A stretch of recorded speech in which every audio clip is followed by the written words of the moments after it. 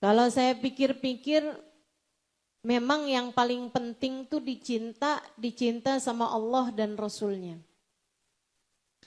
Sebab cinta selain dari keduanya, itu adalah cinta yang fana.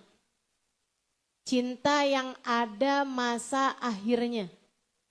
Cinta yang ada expirednya, ada masa kadaluarsanya. Cintanya seorang suami kepada istri misalnya, atau istri kepada suami, biasanya juga begitu. Saya sering dengar nenek-nenek ngomong begini,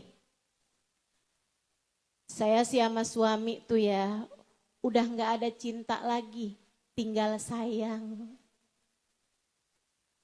Masih bagus tuh Bu kalau tinggal sayang. Karena banyak juga rumah tangga yang tidak berdasar dengan cinta kepada Allah dan Rasulnya.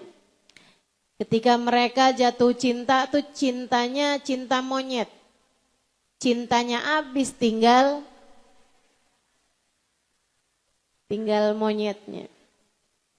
Ini bangsa yang kalau udah jadi nenek-nenek tinggal monyet-monyetin suaminya mulu nih.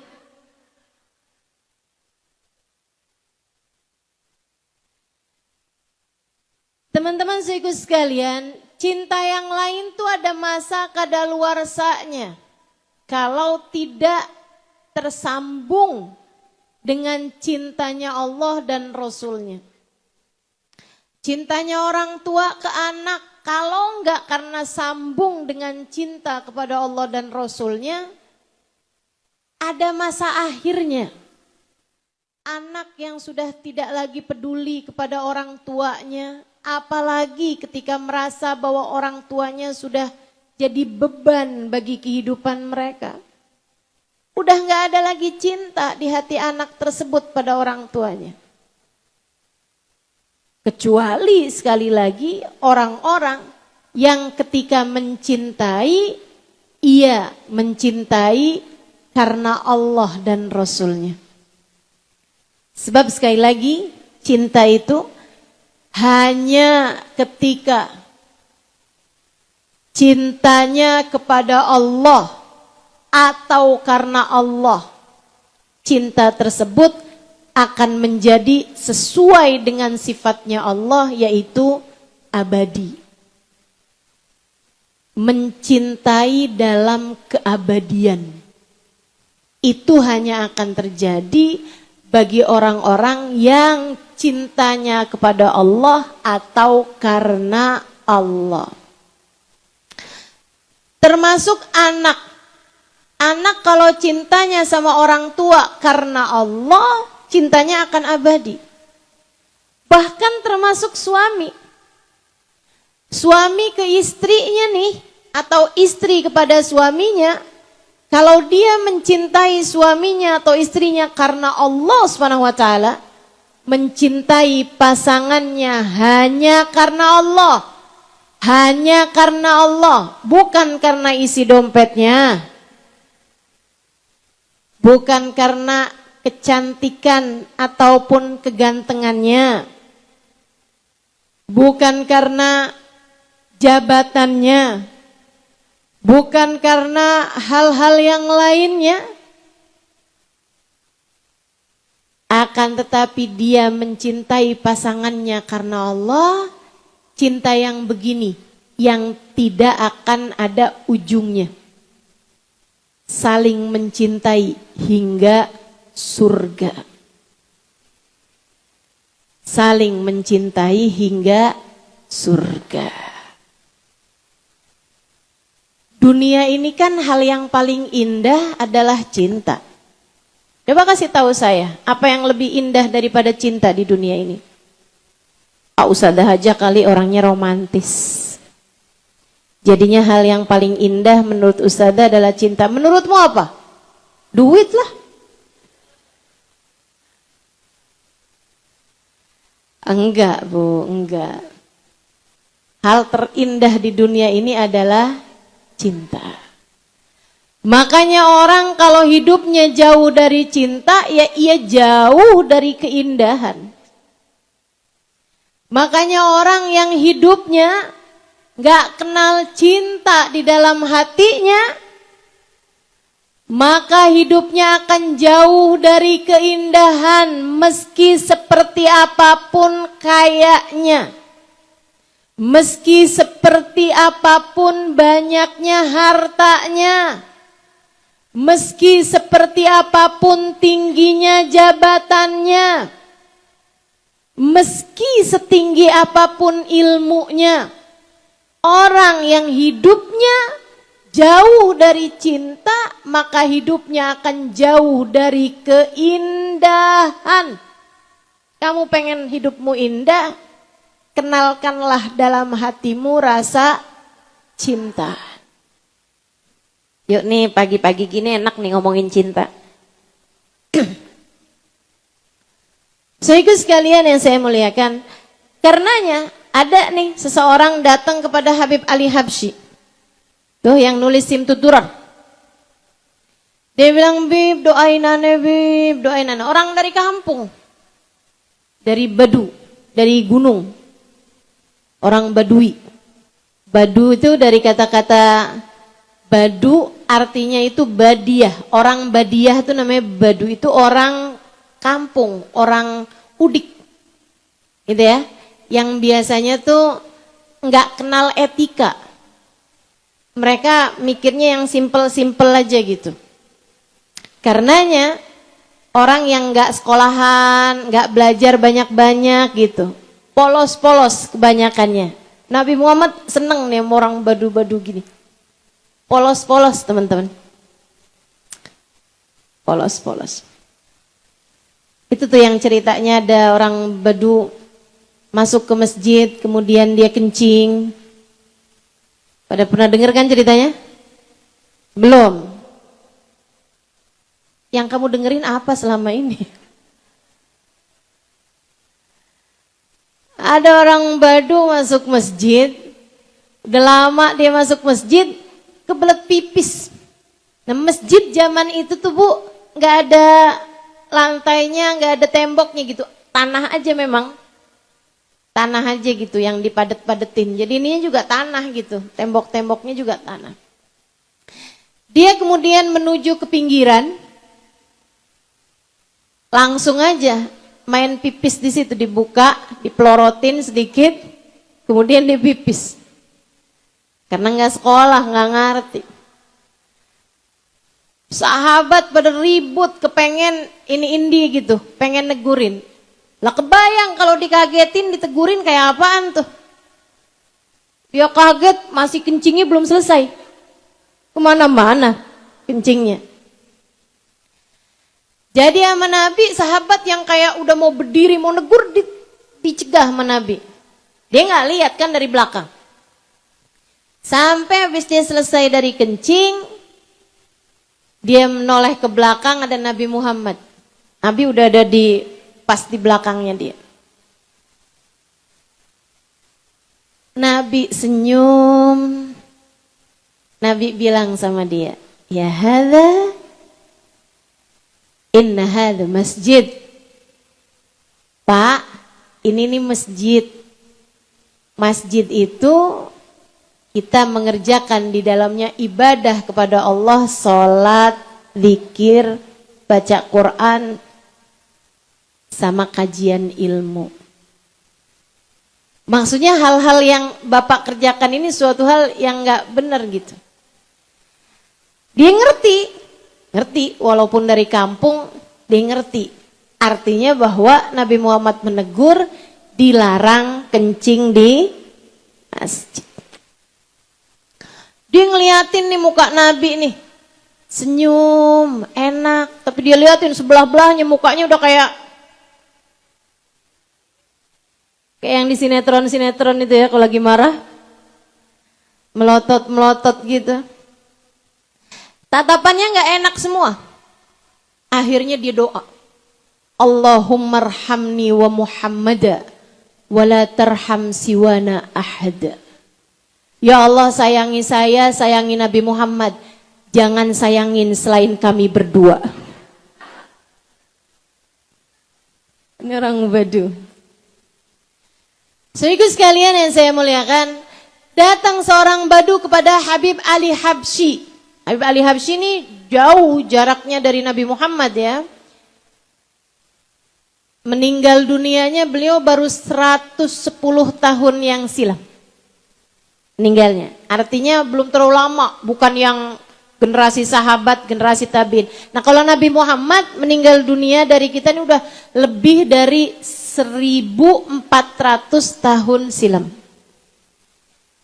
Datang orang Badu kepada Habib Ali Habsyi, terus dia bilang, "Habib, doain saya, Habib, doain saya." "Kamu minta didoain apa?" kata Habib Ali. Dia bilang, "Habib, doain saya satu aja. Saya minta Habib doain saya biar Allah cinta sama saya. Biar Allah cinta sama saya." Kata Habib Ali, "Kenapa gitu? Kenapa kamu mintanya doa itu aja?" Ini karena permintaan semacam ini nih keluar dari orang yang habis mikir. Kalau orang nggak pakai mikir, biasanya kalau ditanyain, "Kamu minta doa apa?" "Doain ustazah biar rezeki lancar." Itu orang nggak pakai mikir doanya. Kayak ibu-ibu nih, "Doain ustazah biar sehat terus." Nggak pakai mikir tuh. Satu-satunya orang yang hidupnya sehat terus itu adalah Fir'aun. Nggak pakai mikir kan berarti? Kalau doa dipikir dulu yang kiranya tidak kamu sesali sampai kapanpun. Kalau doa tuh, yang kiranya tidak akan kamu sesali sampai kapanpun. Sesuatu yang akan kamu senengi sampai kapanpun. Sampai kamu masuk dalam kubur pun kamu masih seneng gitu. Kalau kamu punya rumah, kalau kamu punya mobil sekalipun, kalau duitmu banyak, apa senengnya kalau kamu masuk dalam alam kubur? Nggak akan ada, Bu, siapapun di antaramu yang sayang megelangnya terus bilang, "Nak, kalau mama mati gelangnya sekalian dipakai ini ya, Nak." Ada yang begitu? Nggak ada, Bu. Maka kalau kamu punya harta sebanyak apapun, gak akan ada yang kamu bawa ke dalam alam kubur selain hisabnya. Selain hisab panjangnya. Karena Allah akan menghisab sampai celak mata dari mana kamu mendapatkannya dan untuk apa kamu memakainya.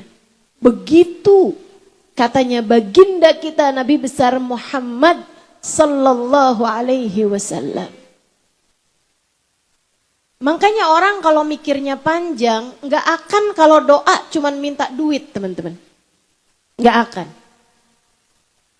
Nah, kamu kalau selama ini kalau doa, tiap doa mintanya duit mulu, rezeki mulu, uang mulu. Sekalinya minta rezeki pun yang kamu bayangkan ya cuman saldo gitu. Saldo di rekening atau bahkan uang di dompet kamu gitu kan. Ini artinya kamu tidak berpikir panjang untuk doa-doamu. Kamu tidak berpikir kemanfaatan doamu sampai kamu berada dalam alam kubur. Kalau mau doa tuh pikirin, ini saya manfaat nggak nih doa ini kalau saya masuk ke dalam alam kubur. Gitu. Maka kalau kamu doa, "Ya Allah, suami saya jangan kawin lagi ya Allah, suami saya jangan kawin lagi ya Allah." Ada manfaatnya nggak untukmu dalam alam kubur? Yakin? Masya Allah. Untuk hal-hal yang tidak membawa kemanfaatan bagi alam kuburmu nanti, nggak usah segitunya kamu bela mati-matian. Yang nggak dibawa mati, jangan bela mati-matian. Jangan sampai doamu yang memang enggak sering itu cuman sekedar minta sesuatu yang begitu kamu masuk dalam alam kubur enggak ada artinya lagi. Jangan. Minta. Ada banyak hal yang perlu buat kamu mintain. Salah satunya seperti yang diminta sama Badui satu ini. Habib Ali, doakan saya biar saya dicinta sama Allah. Habib Ali nanya dong, orang Badui ini biasanya nggak pikir panjang, tapi ini kok doanya orang mikir panjang nih. Ditanya sama Habib Ali, kenapa kamu mintanya doa seperti itu? Dia bilang, saya Bib, kemarinan Bib, ngeliat ada berandal di kampung. Apa nih ya? Bahasa lainnya. Preman. Ada preman di kampung kami, Bib. Badannya gede. Mukanya sangar. Di badannya nih banyak bekas-bekas senjata.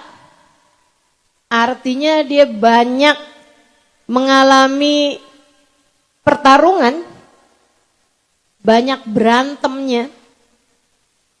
Badannya gede bener Bib, mukanya sangar banget, penuh dengan brewok, kumisnya juga tebel. Serem, siapa aja yang lihat. Dia gendong anaknya Bib. Anaknya umur setahunan lebih gitu. Si anak mainin jenggotnya. Dia ketawa-tawa doang Bib, digituin. Preman ini, berandalan ini, saya gak bisa bayangin kalau jenggotnya dia dicabut sama orang lain. Saya gak bisa bayangin kalau kumisnya dia dimainin sama orang lain. Mati kali itu orang. Tapi ketika yang mainin anaknya dia malah ketawa-tawa, Bib. Saya jadi mikir gitu. Kenapa dia ketawa-tawa dimainin sama anaknya jenggotnya? Karena dia cinta sama anaknya. Allah kan gitu juga ya Bib ya. Kalau Allah cinta sama kita kan kalau kita bikin salah dimaklumin. Kalau kita bikin dosa diampunin. Apalagi kalau kita bikin ketaatan. Pasti bakalan diterima, pasti bakalan dibalas dengan balasan yang berlipat ganda. Kata Habib Ali Habsyi, kamu udah ngerti nih, kamu udah ngerti. Didoain sama Habib Ali Habsyi. Nih teman-teman, bener banget. Kita nih dalam hidup nih, hal terindah yang Allah SWT berikan dalam kehidupan kita adalah cinta. Akan tetapi cinta yang seperti apa? Cinta yang tak akan berujung kecewa. Cinta yang tidak rentan, tidak mungkin akan berjumpa kecewa. Dan cinta yang tak ada masa kadaluarsanya, yaitu cinta kepada Allah dan Rasul-Nya atau cinta karena Allah dan Rasul-Nya. Maka mari belajar untuk mencinta dan dicinta.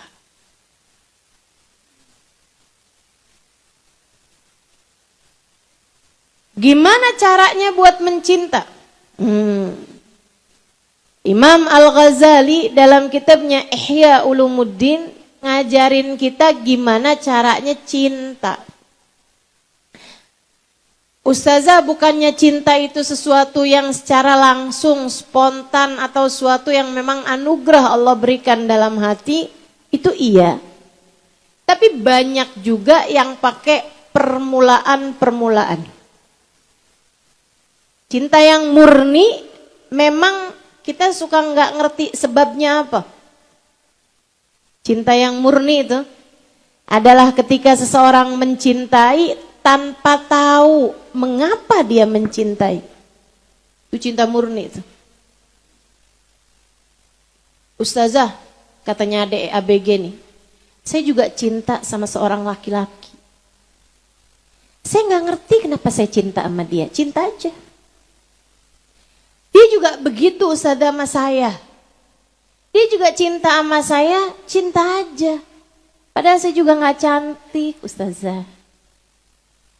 Berarti itu cinta murni? Bukan, itu cinta nafsu. Tadi Ustazah bilang cinta murni. Kamu pakai kenalan apa enggak? Pakai sih. Pakai tukeran nomor telepon? Iya sih. Pakai chat-chatan? Iya sih. Teleponan? Iya sih. Sampai pagi? Enggak sih. Cuma sampai jam 1 malam. Saudariku sekalian yang saya muliakan, ini kalau yang kayak beginian nih, namanya cinta dari nafsu. Kenapa gitu? Sebab pakai bertemu, kemudian sudah bertemu kamu merasa ada sesuatu yang bergetar di hatimu. Kamu pakai lihat, udah tahu ngelihat yang bukan mahram dengan rasa suka, itu adalah sesuatu yang dilarang dalam agama. Kullil mu'minin yaghuddu min absarihim, kullil mu'minat yaghuddna min absarihinna. Kata Allah SWT, sampaikan kepada laki-laki yang beriman, tundukkan mata ketika melihat perempuan bukan mahrammu. Sampaikan kepada umatmu, wahai Nabi Muhammad yang perempuan, tundukkan mata ketika melihat laki-laki yang bukan mahrammu. Itu sesuatu yang dilarang. Tapi kamu malah jalan siapa tahu ketemu sama dia. Itu cintanya bukan karena Allah, apalagi cinta yang murni. Itu cintanya dari nafsu yang dibidikkan sama setan. Kata Nabi Muhammad, an-nadar sahmun masmum min sihamil iblisil merjum. Melihat yang bukan mahram adalah merupakan anak panah beracun yang dibidikkan oleh iblis, oleh setan. Setan tuh ada perempuan, apalagi umur-umur 17, 18, 19, 20, 21, 22, 23, 24, 25 deh. Belum menikah gitu kan. Bawaan seneng aja ngeliat-liat cowok gitu kan. Tapi sih sekarang yang udah pada nikah juga. Ini ada kemerosotan apa nih ya? Kemerosotan iman. Mudah-mudahan Allah jaga umat Islam. Mudah-mudahan Allah jaga hati kita. Mudah-mudahan Allah jaga hati anak-anak dan kaum kerabat kita. Amin. Semua orang-orang yang kita sayangi semoga dijaga Allah SWT. Jadi cinta itu teman-teman, cinta yang murni itu, kamu ngelihat seseorang nggak tahu kenapa dia nggak pernah berbuat baik sama kamu, baru juga ketemu, tapi bawaan udah langsung sayang aja gitu sama dia. Pernah kejadian nggak kayak gitu? Banyak tuh yang kejadian gitu sama saya. Padahal baru pertama kali ketemu, tapi kenapa ya saya kok sayang Ustazah Halimah? Bukan, kalau ini sih bukan cinta murni, Bu, bukan. Kamu sayang sama saya karena saya sering nemenin tidur kamu kan? Banyak tuh ibu-ibu. Saya nemenin tidur, nemenin nyetrika.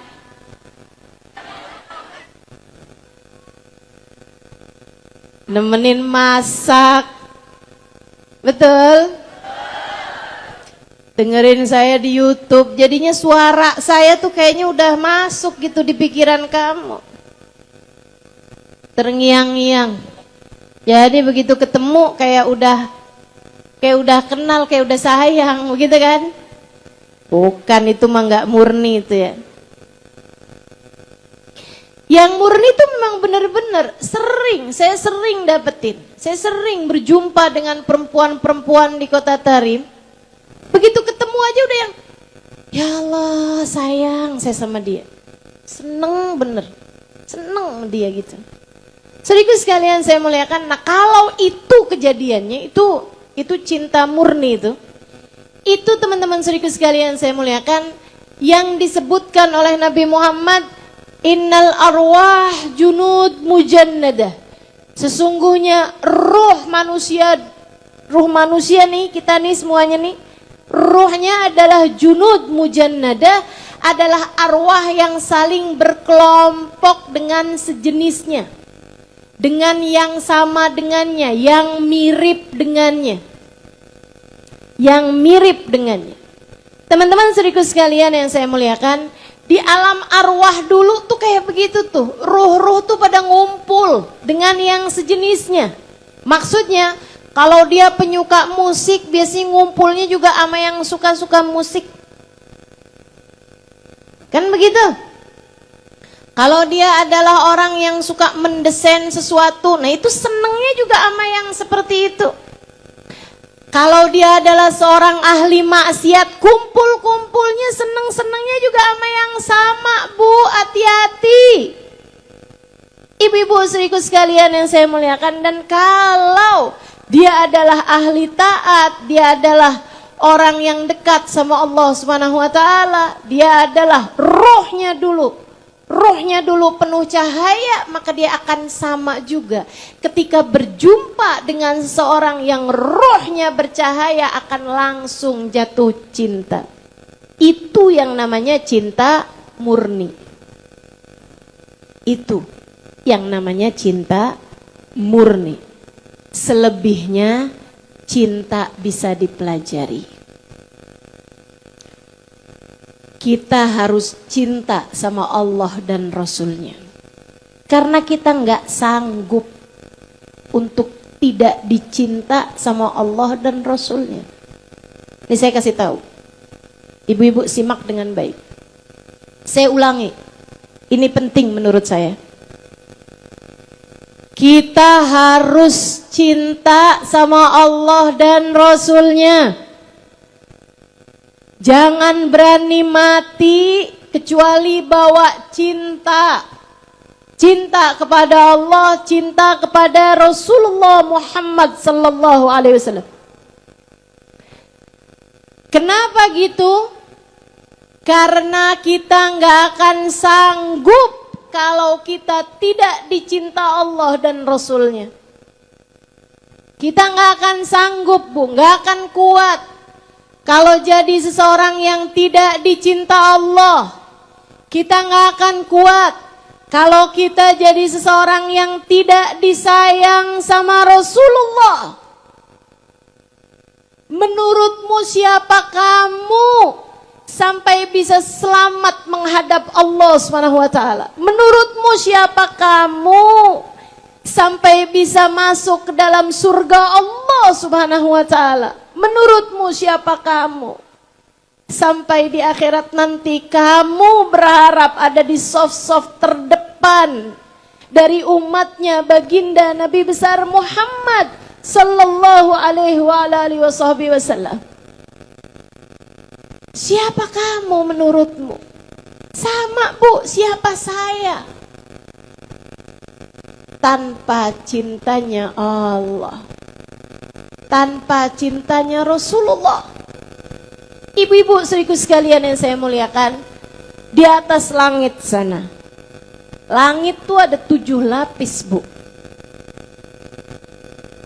7 lapis langit itu banyak di antara hamparannya yang berisi para malaikat yang sedang beribadah. Ada yang ibadahnya ruku aja, ada yang ibadahnya sujud aja, ada yang ibadahnya berdiri aja. Ada yang ibadahnya tawaf aja. Ada Ka'bahnya di atas langit sana.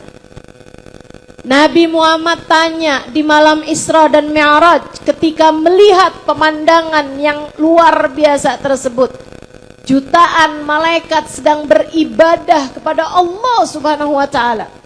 Nabi tanya kepada malaikat Jibril, "Wahai Jibril, siapakah mereka itu?" "Wahai Rasulullah, mereka adalah para malaikat-malaikatnya Allah." "Sejak kapan mereka ruku, wahai Jibril? Sejak kapan mereka sujud, wahai Jibril? Dan sampai kapan?" Malaikat Jibril menjawab, "Mereka ruku dan yang lain sujud, yang lain berdiri, yang lain tawaf sejak Allah menciptakan mereka, wahai Rasulullah, ribuan tahun silam." "Sampai kapan, wahai Jibril?" "Sampai terjadinya hari kiamat." Mereka ibadah dari sejak diciptakan Allah sampai terjadi kiamat. "Wa idza qamatil qiyamah," dan apabila kiamat terjadi, qamu min ibadatihim, mereka menyelesaikan ibadah mereka, mereka berdiri dari ibadah mereka tersebut seraya mengatakan, "Subhanaka ya Rabb, ma'abadnaka haqqa ibadatik."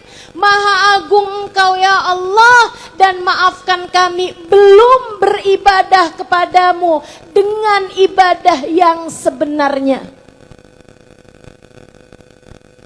Para malaikat yang sudah sujud ribuan tahun silam dan akan tetap sujud sampai hari kiamat datang, mereka mengatakan, "Kami belum beribadah padamu dengan ibadah yang semestinya." Lantas kamu mau masuk surga, mau selamat dengan sholat kamu yang hatinya berantakan itu? Lantas kamu berharap bisa selamat di hari akhirat dengan puasa kamu yang puasanya baru bisa memuasakan perut farji itu? Kamu berharap bisa masuk surga dengan tahajudmu yang nguapnya lebih banyak daripada rakaatnya itu? Ayolah, kita nggak bisa selamat dengan ibadah kita, Bu. Kita nggak bisa selamat dengan ibadah kita, Dek. Kamu, saya, jangan berharap selamat karena ibadah, apalagi karena ilmu yang kita punya. Satu-satunya hal yang saya harapkan adalah saya bisa selamat, semoga, dengan cinta saya kepada Allah dan Rasul-Nya.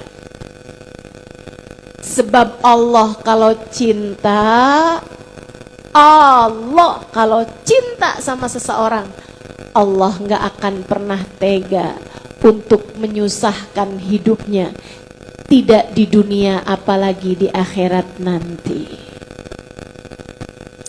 Karenanya saya ulangi, kita harus cinta pada Allah dan Rasul-Nya, sebab kita tak akan kuat kalau tidak dicinta sama Allah dan Rasul.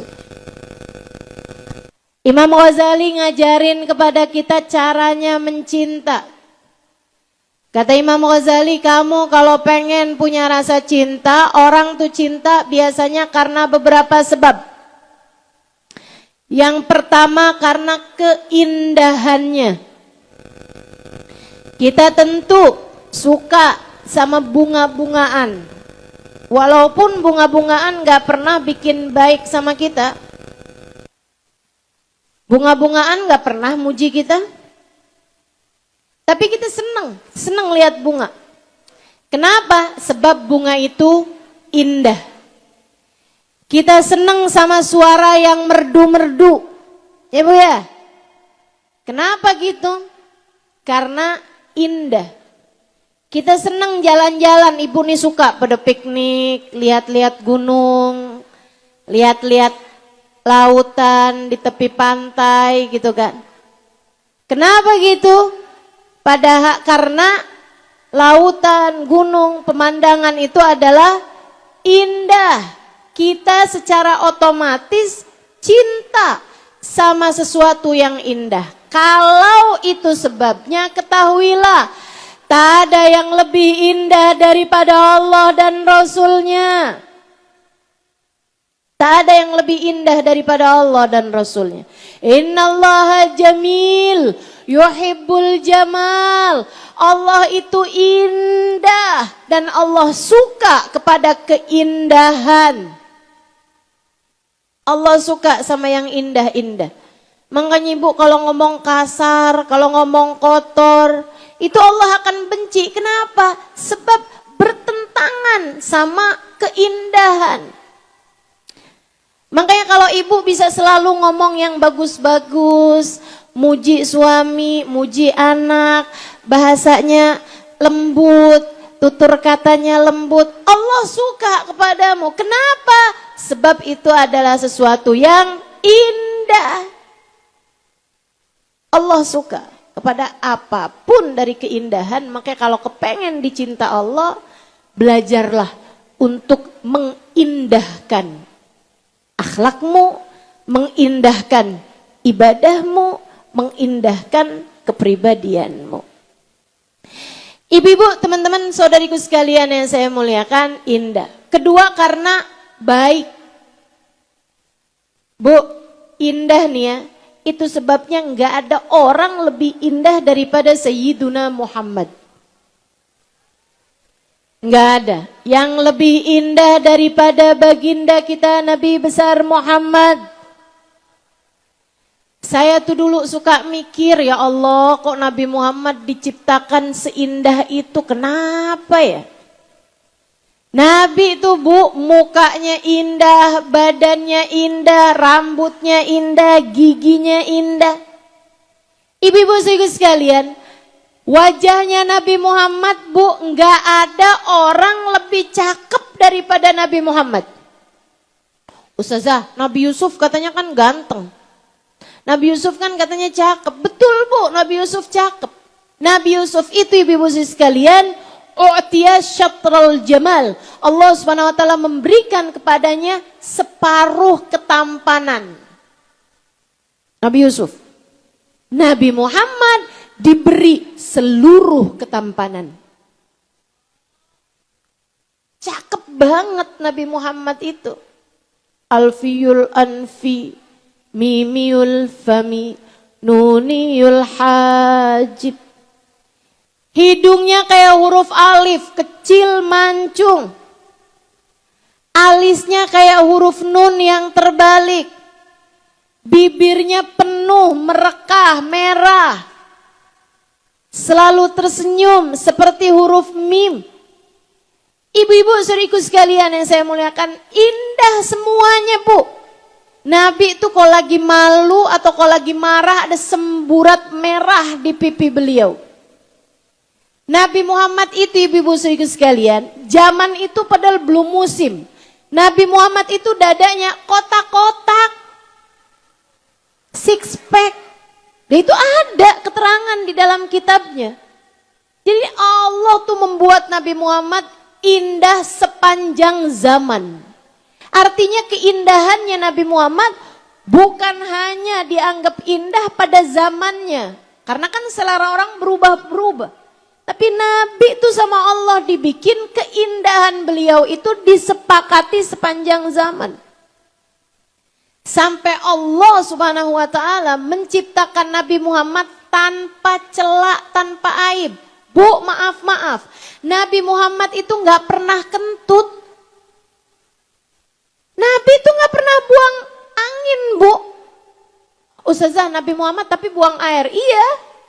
Nabi Muhammad tapi kencing, iya. Tapi tahukah ibu-ibu, Nabi Muhammad tuh setiap buang air nggak pernah ada bekasnya.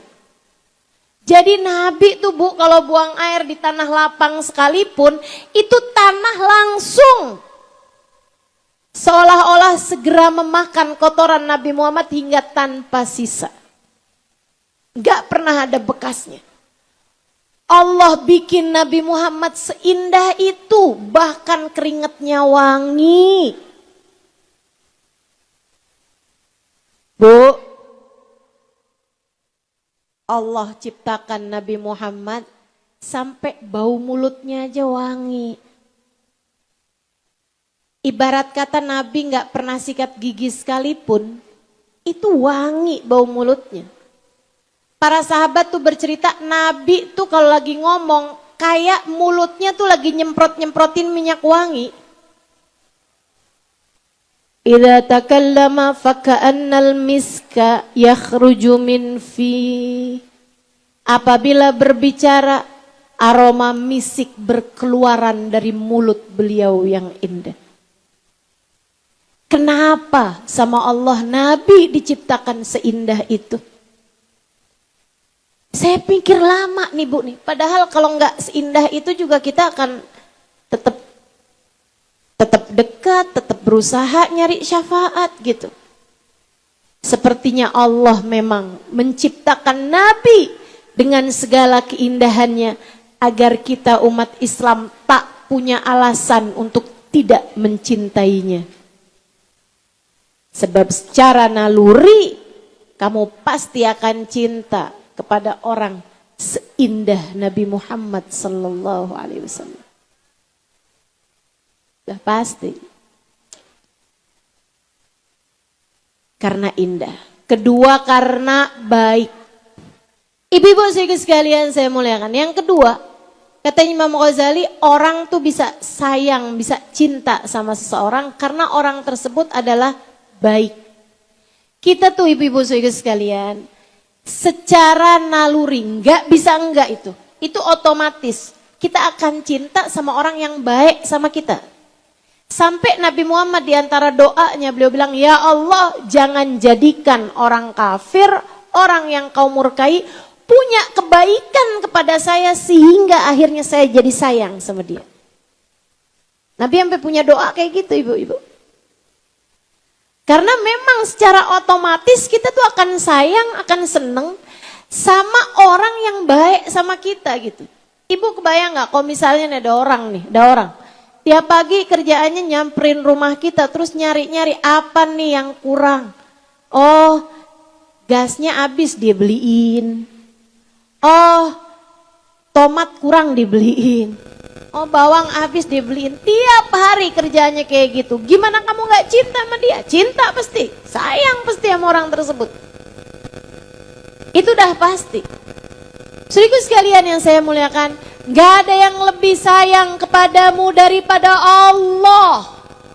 Gak ada yang lebih baik kepadamu daripada Allah dan Rasulullah Muhammad sallallahu alaihi wasallam. Ibu, kamu bangun tidur, perutmu bener, kakimu bisa jalan, matamu bisa lihat, gak sakit. Hidungmu bisa bernafas dengan baik, lidahmu masih bisa merasakan nikmatnya makanan, mulutmu masih bisa berbicara. Padahal kemarin kamu ngomongin orang, padahal kemarin kamu bohong sama suamimu, padahal kemarin kamu pakai matamu buat melihat yang bukan mahram dengan pandangan rasa senang. Ada berapa banyak dosa-dosa sudah kita lakukan, akan tetapi Allah karena cintanya kepada kita, karena baiknya kepada kita, masih terus-terusan memberikan kenikmatan yang tidak ada habis-habisnya. Wa in ta'uddu ni'matallahi la tuhsuha. Kalau kamu mau ngitung nikmatnya Allah, nggak akan ada habis-habisnya. Bu, anak kamu habis kamu marahin kemarinan, besok paginya masih hidup. Kalau Allah marah kepadamu, kalau Allah nggak baik sama kamu, Allah bilang, nih nggak ngerti nih nikmatnya dikasih anak. Udah aja aku ambil lagi anakku di sisiku, anaknya di sisiku. Kamu bangun tidur, anak kamu udah meninggal dunia, kayak apaan rasanya? Kamu pakai kakimu buat berjalan ke tempat yang tidak Allah ridhoi, Akan tetapi besok paginya kamu jalan pakai kaki kamu masih bagus-bagus aja. Kenapa? Karena Allah maha baik sama kamu. Karena Allah maha baik sama kamu. Tiap kali kamu berbuat dosa, masih ditunggu sama Allah Subhanahu wa ta'ala taubatnya. Mungkin besok dia akan bertaubat. Mungkin besok dia bakalan benar. Tungguin. Bahkan malaikat yang dikenal penuh kasih sayang sekalipun, di alam langit sana sering gregetan sama tingkahnya manusia. Akan tetapi Allah yang maha baik, Allah yang menamakan dirinya As-Sabur, zat yang penuh dengan kesabaran, selalu berkata kepada malaikat-malaikatnya, tunggulah, siapa tahu sesudah ini dia akan kembali ke jalanku. Maha baik Allah. Gitu kamu gak cinta sama Allah? Kalau kamu gak cinta sama Allah, karena kamu males mikir. Kalau kamu mau berpikir, iya ya Allah, Allah tuh baik banget. Dosa kayak apaan saya kerjain, tapi Allah masih aja sayang sama saya. Bahkan Bu, kamu dihadirkan di majelis ini, terlepas dari dimanapun kamu duduk, kalau enggak karena rahmatnya Allah, kalau enggak karena sayangnya Allah kepadamu, kalau enggak karena baiknya Allah kepadamu, kamu tidak akan hadir di majelis-majelis semacam ini.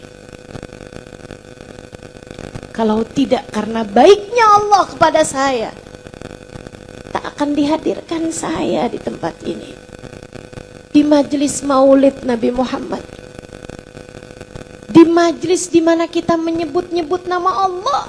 Ibu tahu, kita nih kadang kalau benci sama seseorang, Bu, nggak kepengen lagi ngelihat mukanya. Betul? Betul? Kita kalau sebel sama seseorang, sama benci sama seseorang, kita malas dengar suara dia. Betul? Itu sebabnya Allah tuh, tanda Allah benci kepada seseorang, orang itu sama Allah nggak dibikin sholat lagi. Kenapa gitu? Allah nggak mau lihat dia ngadep sama Allah Subhanahu wa ta'ala. Allah nggak mau bikin dia nyebut-nyebut nama Allah Subhanahu wa ta'ala. Allah bikin dia tidak lagi diizinkan untuk sujud kepadanya, karena Allah benci padanya.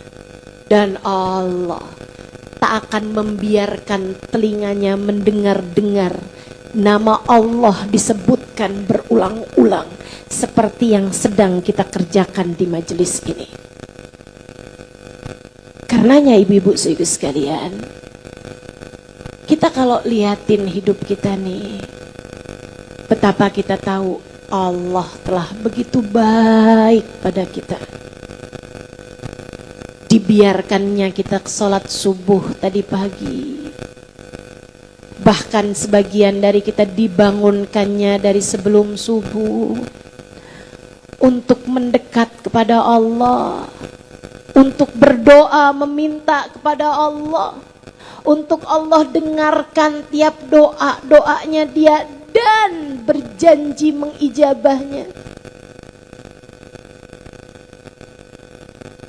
Kalau tidak karena baiknya Allah, tak akan disampaikannya kamu pada hari ini di majelis ini.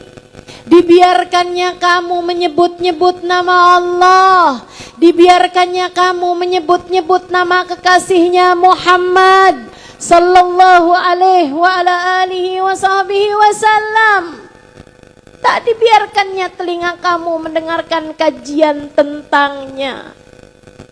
Dibiarkannya kamu untuk membuka channel televisi, orang-orang nyebutin tentang urusan dunia, orang-orang menyebutkan, meributkan tentang jabatan-jabatan dunia. Kamu hanya akan dibiarkannya seperti itu, bukan dibiarkannya menghadap Allah Subhanahu wa taala, mendekat kepada Allah Subhanahu wa taala. Allah Maha baik pada kita. Allah Maha baik. Tak ada yang lebih baik kepada kita daripada Allah Subhanahu wa taala. Jalla jalaluhu wa ta'ala azamatuh. Bagaimana mungkin kamu tidak sayang, tidak cinta padanya? Bagaimana mungkin kamu tidak cinta kepada Allah jika kamu bernafas dengan paru-paru darinya, dengan hidung darinya, dengan oksigen darinya?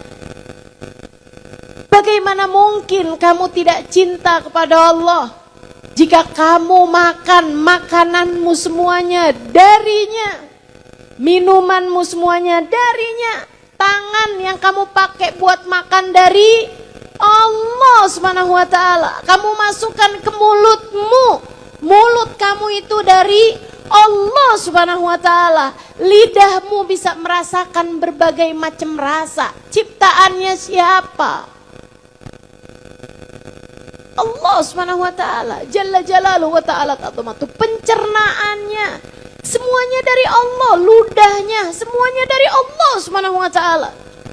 Kemudian masuk ke dalam perutmu, Bu, disaring, dicerna, ada ginjal, ada lambung. Ibu-ibu saudariku sekalian, ada usus besar, ada usus kecil. Habis itu kemudian diambil vitaminnya, diambil saripatinya, ada yang naik ke otak, ada yang naik ke darah, ada yang naik ke nanah. Ada yang jadi ini, jadi itu, jadi energi, jadi segala macam ibu-ibu saudariku sekalian. Sampai kemudian sampah-sampahnya dikeluarkan. Bu, kalau Allah menentukanmu nggak bisa buang sampah yang ada dalam perutmu, siapa yang bisa melakukannya? Orang kalau berakal ngerti betapa seharusnya yang dicinta adalah Allah. Orang kalau berpikir faham betapa seharusnya yang dicinta adalah kekasih Allah, baginda Nabi besar Muhammad. Sebab Allah tak pernah mencintai siapapun lebih daripada cintanya kepada Nabi Muhammad. Makanya kalau kepengen dapat cintanya Allah, cintailah kekasih Allah, baginda kita Nabi besar Muhammad. Kita cinta Allah karena Allah zat yang maha baik. Orang kalau berakal pasti bakalan cinta sama Nabi Muhammad. Kenapa gitu? Nabi itu Nabi Muhammad, Nabi yang paling baik, Bu. Nabi yang paling baik. Enggak ada orang lebih baik padamu daripada Nabi Muhammad. Nabi itu mikirin, jangan sampai kamu susah, jangan sampai kamu sakaratul mautnya berat, jangan sampai kamu dalam kubur mendapatkan adab, jangan sampai kamu di akhirat nggak masuk surga. Itu dipikirin sama Nabi Muhammad. Makanya Nabi Muhammad bilang, kullukum tadkhulunal jannah illa man aba. Semua dari kalian bisa nih masuk surga, bisa masuk surga, kecuali yang nggak mau. Waman ya'ba ya Rasulullah, ada gitu Rasul yang nggak mau masuk surga. Man ata'ani dakhalal jannah. Siapa yang taat padaku ikut jalan kita harus cocok sama Allah Subhanahu wa taala. Karena kalau nggak cocok, ya nggak bener jadinya. Sebab yang akan terjadi kan hal yang Allah Subhanahu wa taala cocok padanya. Nah kita mesti cocok sama Allah Subhanahu wa taala gitu. Karenanya kita mesti cinta sama Allah Subhanahu wa taala. Kita juga harus cocok kepada Nabi Muhammad. Sebab jalannya Nabi Muhammad, jalannya Allah SWT adalah jalan kita menuju surga. Jalan kita menuju bahagia. Karenanya kita mesti cocok sama Allah. Kita mesti cocok sama Nabi Muhammad. Dan karenanya kita juga harus cinta kepada Allah, harus cinta kepada Rasulullah Muhammad sallallahu alaihi wa ala alihi wa sahbihi wasallam. Nah ini, kalau kita mikir-mikirin seperti itu, Allah maha baik, Nabi Muhammad paling indah, Nabi Muhammad paling baik, Allah punya rahmat, Nabi Muhammad punya syafaat. Saya perlu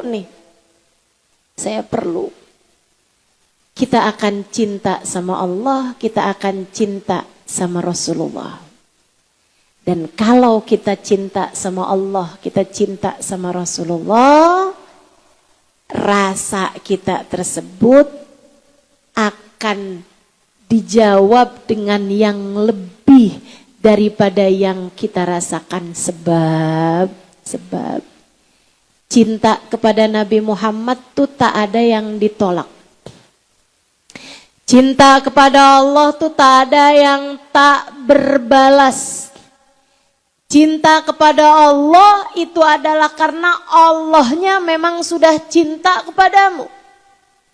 Cinta kepada Nabi Muhammad itu karena memang Nabi Muhammad telah mencintaimu bahkan dari sebelum keberadaanmu di atas muka bumi ini. Bu, Nabi itu sepanjang hidupnya dulu kalau malam doa. Doanya gini, ya Allah sayangi umat saya, sayangi umat saya. Itu maksudnya beliau, umat itu bukan hanya sahabat-sahabatnya, Bu. Kalau memang kayak begitu, umat yang ada pada zamannya saat itu, Nabi bakalan bilangnya Allahumma arham ashabi, ya Allah sayangilah sahabat-sahabatku. Tapi Nabi gak pernah bilang begitu. Nabi bilangnya ya Allah sayangilah umatku. Kenapa gitu?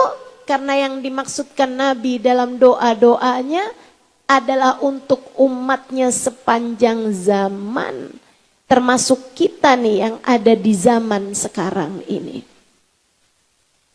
Jadi 1400 tahun yang silam Nabi Muhammad setiap malamnya selalu menengadahkan tangannya.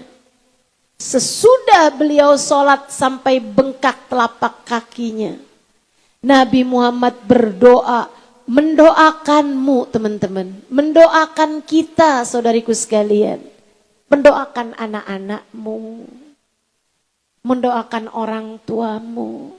Makanya saya, Bu, kalau lagi menghadapi hal-hal yang berat gitu, saya akan berdoa, saya bilang, ya Allah ijabahkan doanya Nabi Muhammad buat dia. Kalau misalnya saya diaduin gitu, ada seseorang yang berbuat dosa, berbuat maksiat, dibilangin sama orang tuanya udah gak mempan, diapain, udah gak ngerti lagi mau diapain. Saya kalau doain dia gitu, saya akan bilang, ya Allah ijabahkanlah doa Nabi Muhammad untuknya.